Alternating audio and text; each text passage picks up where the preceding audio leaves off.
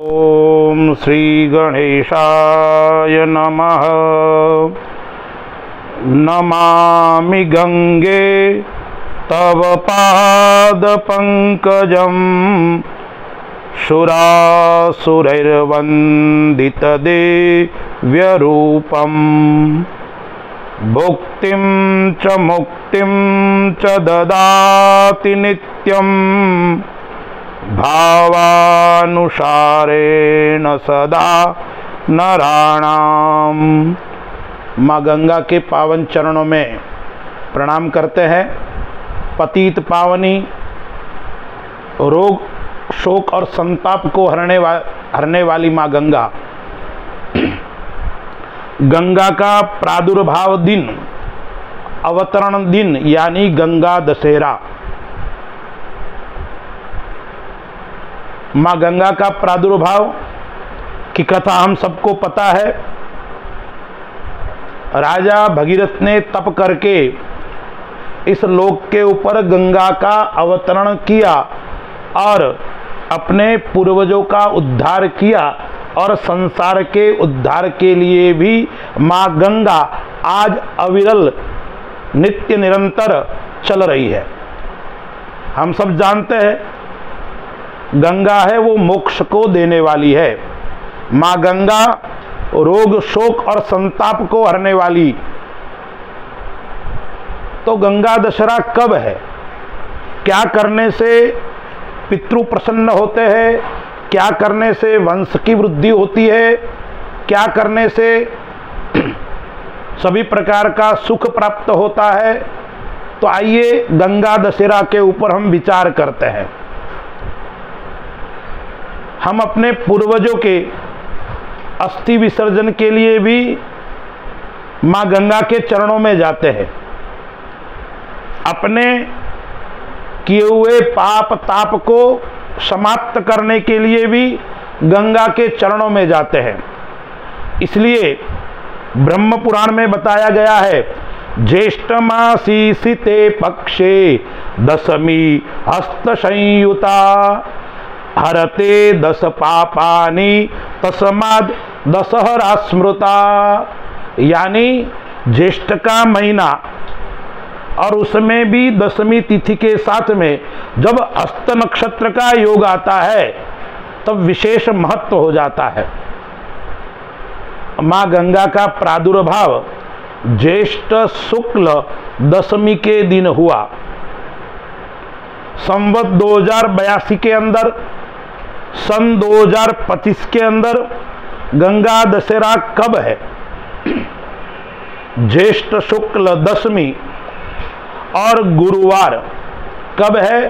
5 जून 2025 के दिन माँ गंगा का जन्म जयंती दिन है, जिसको हम गंगा दशहरा बोलते हैं। गंगा दशहरा का अर्थ मैंने आपको श्लोक में बताया।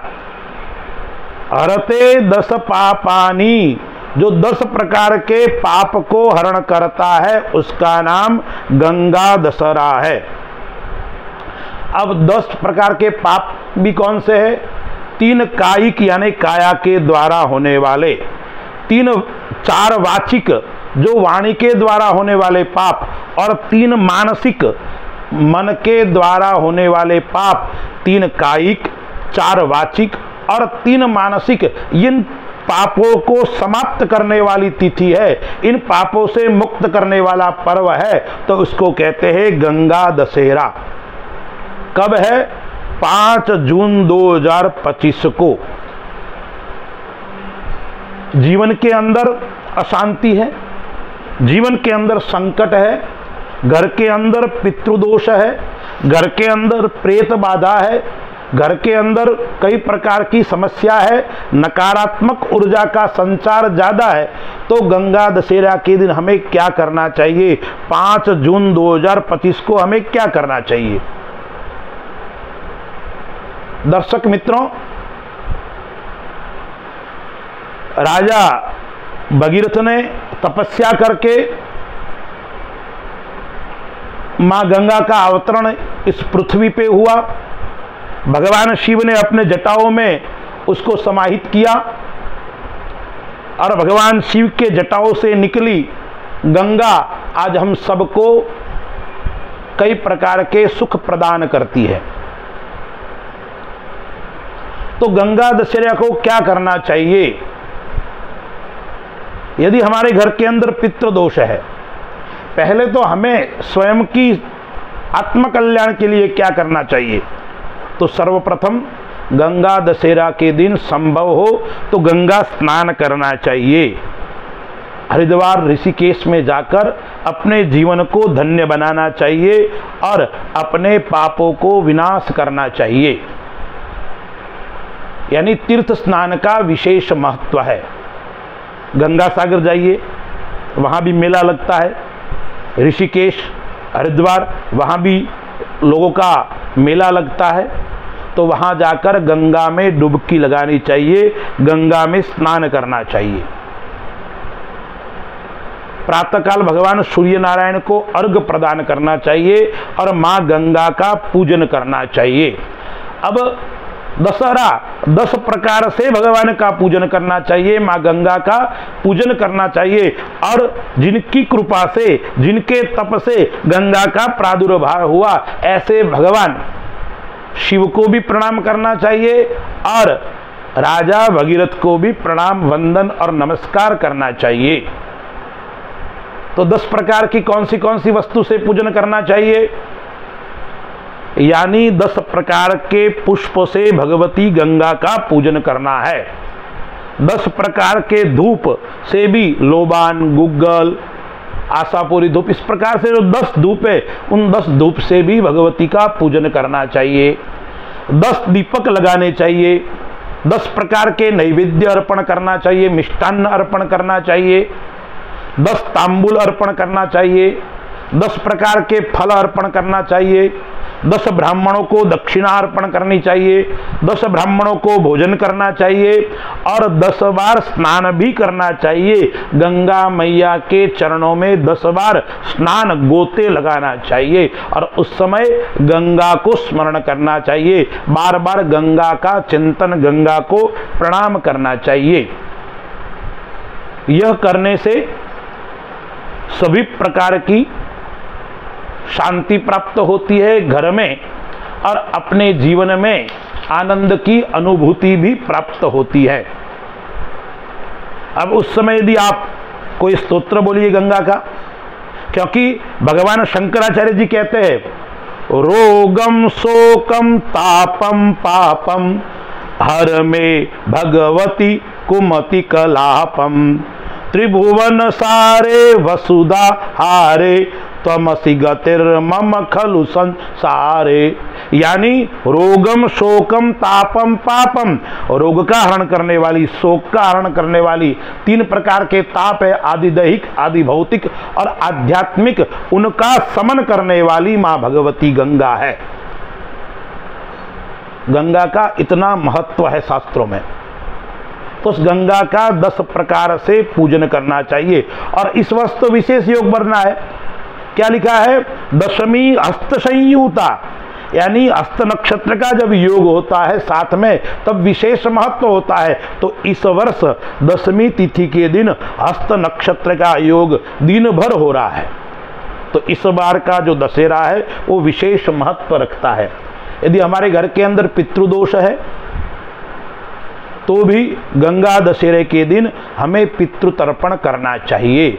यदि हम गंगा में जा नहीं सकते तो घर पे भी स्नान करते हुए, गंगा को स्मरण करते हुए, गंगा जल से स्नान करना चाहिए। तीर्थों को नमन करते हुए, वंदन करते हुए स्नान करना चाहिए।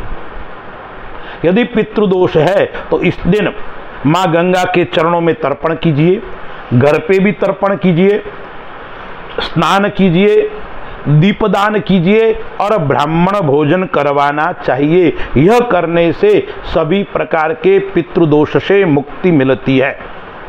यदि प्रेत बाधा दोष है तो गंगा दशहरा के दिन क्या करना चाहिए? तो गंगा दशहरा के दिन मां गंगा के पावन चरणों में बैठकर भगवद गीता का पाठ करना चाहिए। विष्णु सहस्त्र का पाठ करना चाहिए और उसके पश्चात 3 ब्राह्मणों को भोजन करवाकर उनको प्रणाम और वंदन वस्त्र आदि दान देना चाहिए। यह करने से प्रेत बाधा से भी मुक्ति मिलती है। अपना कल्याण किस प्रकार से हो मैंने बताया, प्रेत दोष किस प्रकार से निवृत्त हो, पितृदोष किस प्रकार से निवृत्त हो, तो गंगा दशहरे का इतना विशेष महत्व है। अब हम गंगा किनारे नहीं जा सकते हैं तो हमें घर में बैठकर माँ गंगा को स्मरण करना चाहिए। गंगा को याद करते हुए ओम गंगायै नमः या गंगे च यमुने चैव गोदावरी सरस्वती नर्मदे सिंधु कावेरी जलेस्मिन् सन्निधिं कुरु, इस श्लोक का पाठ करते हुए स्नान आदि करना चाहिए।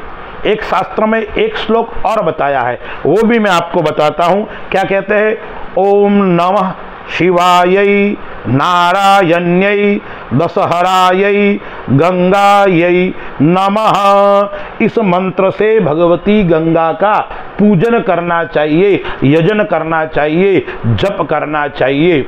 मैंने आपको बताया ना 10 प्रकार की वस्तु अर्पण करते हैं हम, तब यह बोलते हुए हमें अर्पण करनी चाहिए माँ गंगा के पावन चरणों में। इसके अलावा हम और एक श्लोक बताया है, उससे माँ गंगा का पुष्प के द्वारा अर्चन कर सकते। क्या बताया है, ओम नमो भगवती ऐं ह्रीं श्रीं हिल हिली हिली मिली मिली गंगे माम पावय पावय स्वाहा। यानी इस प्रकार का स्तोत्र मंत्र का पाठ करते हुए गंगा का पूजन करना चाहिए। रोग को समाप्त करने वाली, शोक को समाप्त करने वाली माँ गंगा है और पितृदोष आदि को समाप्त करने वाली माँ गंगा है। तो आइए हम अपने जीवन को किस प्रकार से धन्य बनावे, अपने जीवन को किस प्रकार से निर्मल बनावे, क्योंकि माँ गंगा है वो पतित पावनी है। माँ गंगा पाप को हरण करने वाली देवी है। उस गंगा के चरणों में प्रणाम करते हैं, वंदन करते हैं, और गंगा का रक्षण होगा तो प्रत्येक जीव का रक्षण होगा। माँ गंगा के इस पवित्र पावन पर्व पर हमें माँ गंगा को बचाना है, गंगा को गंदगी मुक्त करना है, गंगा को स्वच्छ बनाना है, और हो सके संभव हो तो घर के अंदर एक वृक्ष लगाना चाहिए। जहाँ भी आपको जगह मिले वहाँ वृक्ष लगाकर प्रकृति का प्रेम, प्रकृति के प्रति हमारा जो ऋण है वो ऋण किस प्रकार से मुक्त हो, गंगा दशहरा पे यह करने से हमें सायुज्य मुक्ति की प्राप्ति होगी। अस्तु, जय श्री राम।